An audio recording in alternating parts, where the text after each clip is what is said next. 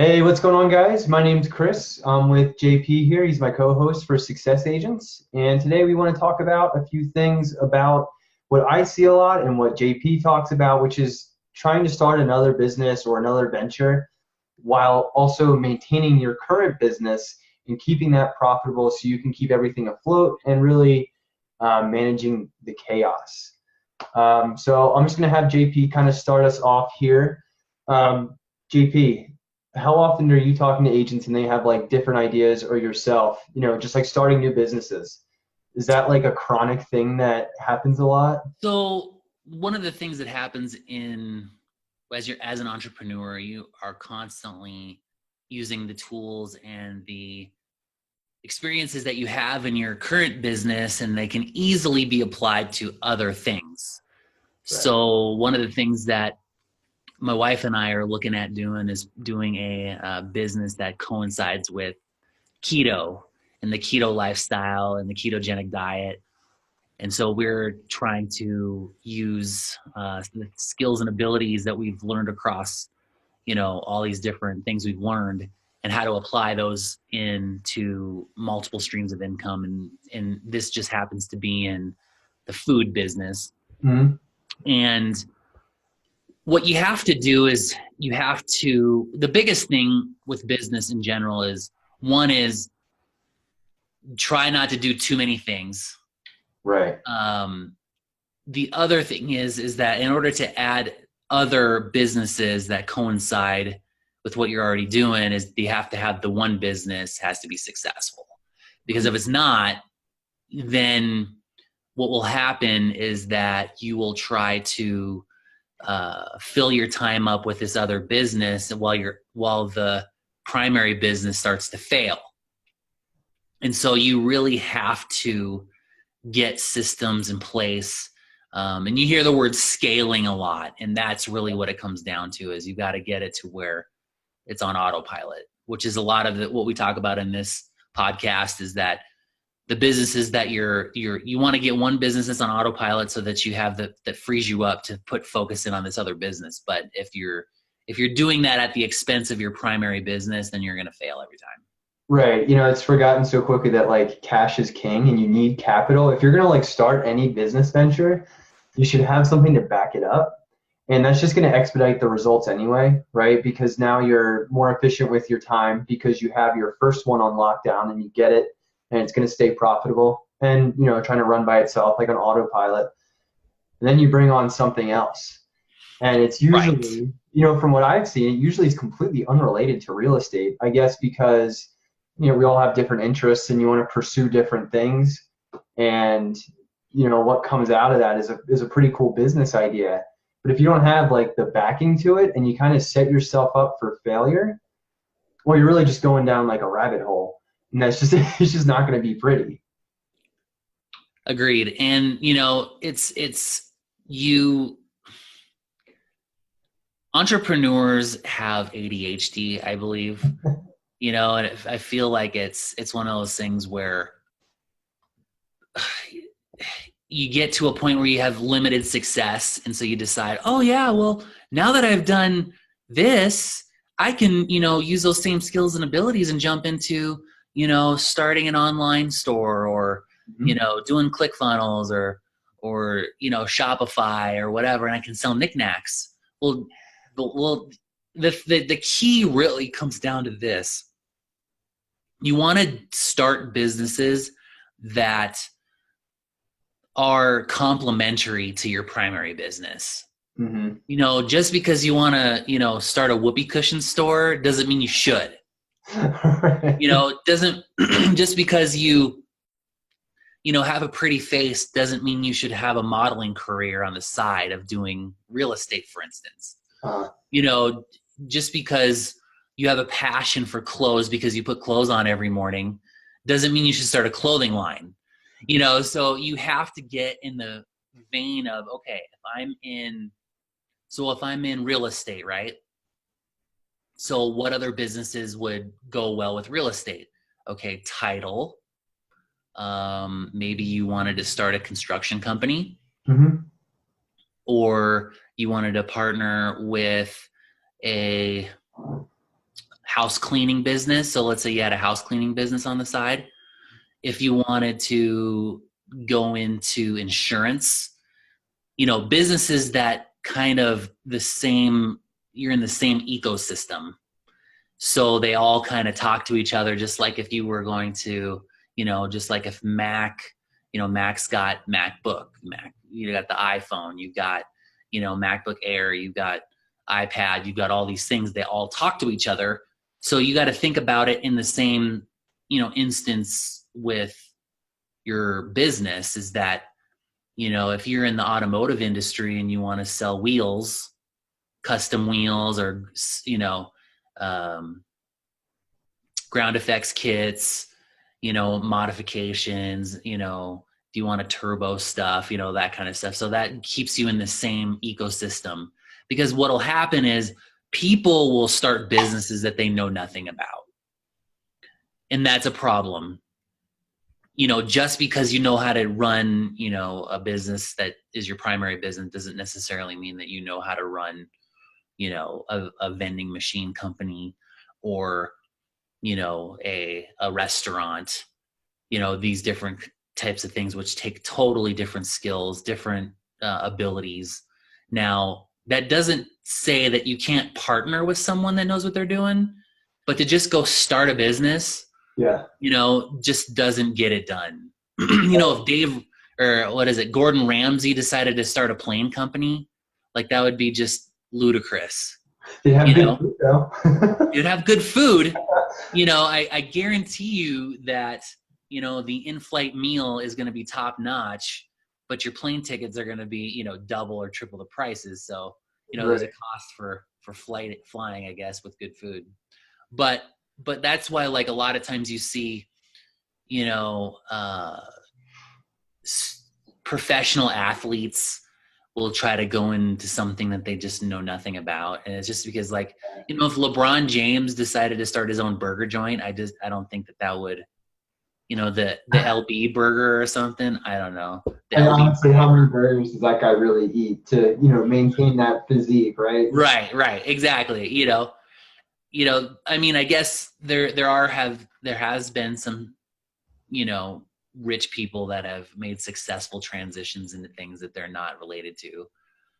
Planet Hollywood is a conglomerate of a few superstars, that have started their own, food joints or whatever. But at the end of the day, like, you still have to have good food. Otherwise, people aren't going to eat there, because you're never going to meet Arnold Schwarzenegger sitting there in the booth having a beer, and he slides over some chili fries. You can have these chili fries, it's not going to happen. Like, no one's going to, that might happen. Okay, don't get me wrong. I think I talked to somebody one time and they saw Stallone at Planet Hollywood one time. But chances are you're not going to run into somebody, to just have crappy food at the chance to meet a movie star. So right. Stay in your zone, like in the psychology field, consulting, counseling, business development, book writing, one-on-one coaching, support groups, all of those kinds of things are in that ecosystem. Yeah. But if she went from, or like my wife's in that space, and if she went from, doing that to automotive, like, they just don't work together. That would be a really tough gel to make.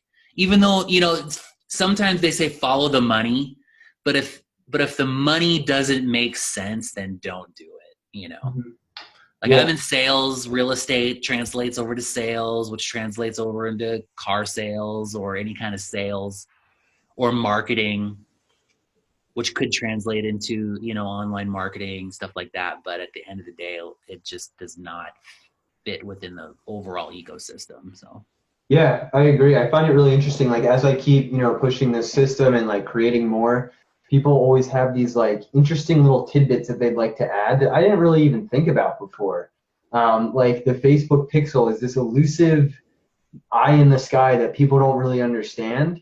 And like, the whole back end of Facebook, there's like a bunch of settings. People just don't really get that, but it's still in my ecosystem. It's in like setting up automations and data tracking and increasing efficiencies. So yeah, I totally agree with you there.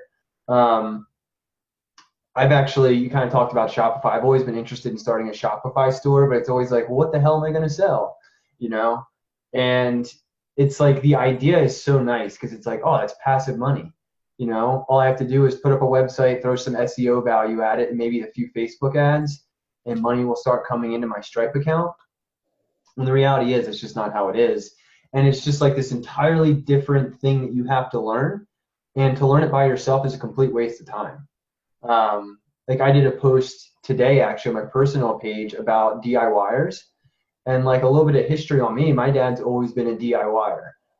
He loves to do everything himself, doesn't like to hire out. Ironically enough, he was a contractor, so he would get hired out to go do it, but he would never hire anyone else out. And ultimately what happened is we got this big ass house that needed a ton of work, but no one to help us do it except for the kids and dad.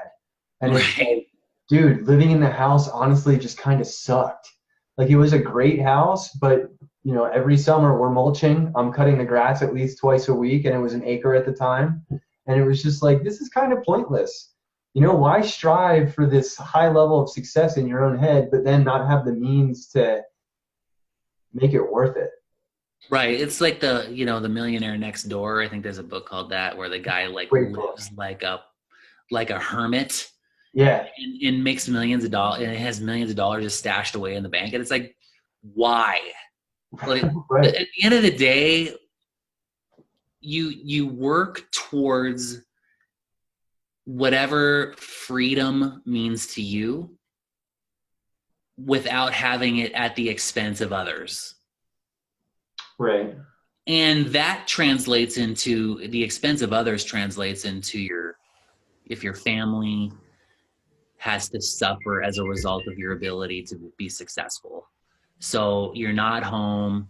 Yeah, you're making decent money, but at the end of the day, you're always tired, and it sucks, and life sucks. But you have good money. You're making good money, and a lot of people in the oil fields have that experience where they're grinding away, doing 150 hours a week, and their work life is terrible. It sucks, and they just don't want to. They want to work because the money's good, and it's just good enough to continue to do it, but then it's at the expense of your family, and they never get to see you. They don't get to spend quality time and all that kind of stuff. And so you got to decide what's more, what's important, because at the end of the day, when it's all said and done, you can't take it with you. And there's a great book, and I think it's called What Are the Regrets of the Dying? And it's about I think they go into a journey of about 5 people, 5 very wealthy individuals, and they're in hospice, and the nurse asks these questions. What are your regrets? And almost all of them say, if you're doing all this hard work, you're making all this money, and you get to the end of your life, and the only thing you got to show for it is a few dollar bills in the bank, but you've been divorced 6 times, your kids, you don't talk to your kids anymore, you can't spend time with your family, and you didn't create this momentous time in your life where you're able to go on that trip, spend the time with your kids, be silly, run around, pretend to be, a dragon slayer in the backyard with your children, and all these things that are much more fulfilling long-term than just grinding it out. Right. And so it's one of those things where you've got to get to a point where the success breeds more other people underneath you to be successful as well, so that they can have what you have, and it frees up more time in your life so that you're able to continue to have a life of freedom. Yeah, it's kind of interesting. People get so involved with things because they have this idea of freedom that they're going to achieve. Never happens. Well, most of the time it doesn't happen, at least, because, it's just not thought out. and they just don't have leverage, where you need to create that leverage before you're going to go and, convolute everything. Make sure you have leverage to make your life honestly just easier. Because the whole goal, at least in my opinion, I mean, everyone's different, but like you have the people who are like the hardcore hustlers, at least they call themselves that, and they like don't spend any time, or at least it appears, to just like hang out and enjoy a beer at a brewery. And I feel like that is just such a waste. I mean, everyone wants different things, of course, but like, man, I mean, life is about love, laughter, family, and relationships. And if you don't have that, man, if you just have you have fat stacks in your bank account, but no one to spend it with, maybe you have a nice car or like 7 or 10, but like, what good is that? Right. And I think also too is when you can get to a point where you can also show others how to have the same success that you've had. Yeah.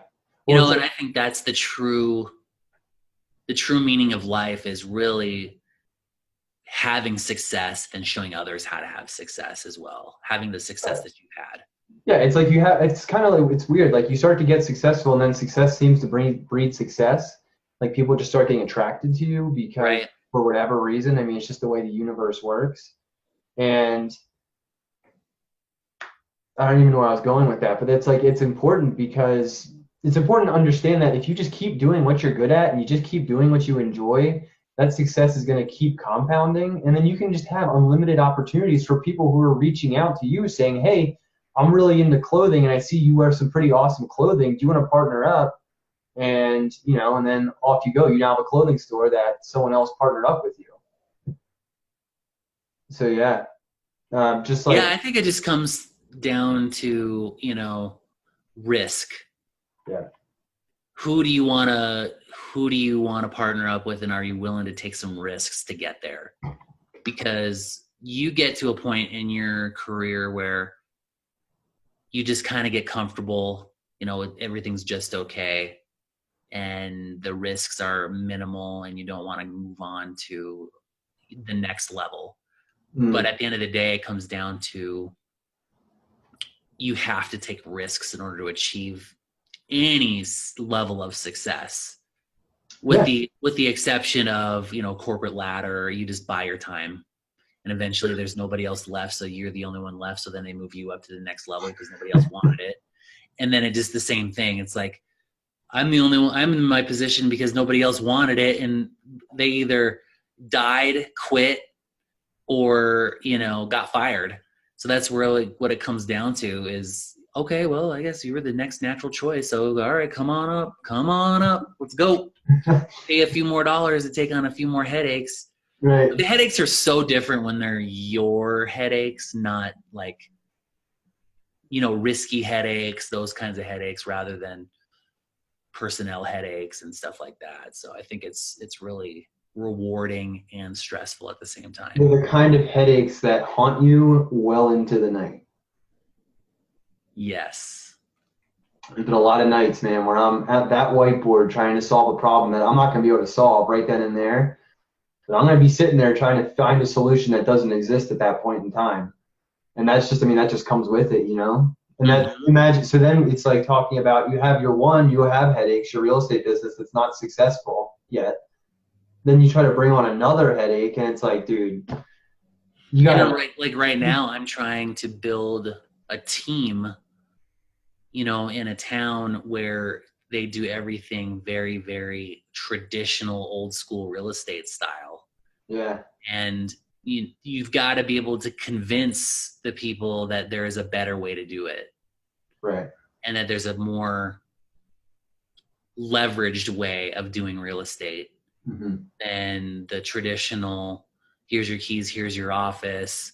There's a sea of people out there. Go find them, go get them, Right. Good luck, And so it's like, and so I'm trying to, figure out how to basically better give my people an opportunity to not have this issue in real estate that happens where it's well, you'll do well in 3 to 5 years, once you get your business established, you'll do well. Well, there's already people. It's basically, it's not so much, it's going to take you 3 to 5 years to build a business. It's there's a huge sea out there of people.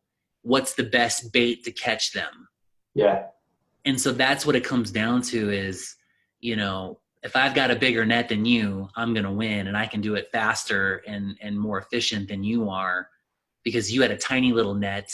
And that's why it took you so long to get those people, because you took so long to fish through the waves. And it's like, you got to have the right bait and you got to have the biggest net, and that's how you win. That's what it comes down to. And then if you're like, shark hunters or whatever, you can just chum the water and they'll just start flowing towards you. But you got to get to a certain level before you can start fishing for the sharks, right? This is true. You got to start with the minnows. You work yourself up to the trouts, and then you get the sailfish and then the sharks and then whales, and then you're good to go, man. And then you just go after the dinosaurs. Yeah. Well, good luck with that, man. I know, right? It's tough to go after something that's 30 million years old. So yeah. I think ostriches are the closest relative to dinosaurs anymore. Isn't it? I thought it was crocodiles. I thought it was a bird. Maybe it was a bird. I don't know. I guess they all started off as birds from what I'm told. True. So. Well, that's it, man. That's all we got. Cool, man. Well, it was short. Hey, guys, thanks for joining us. Again, just for another round of Success Agents.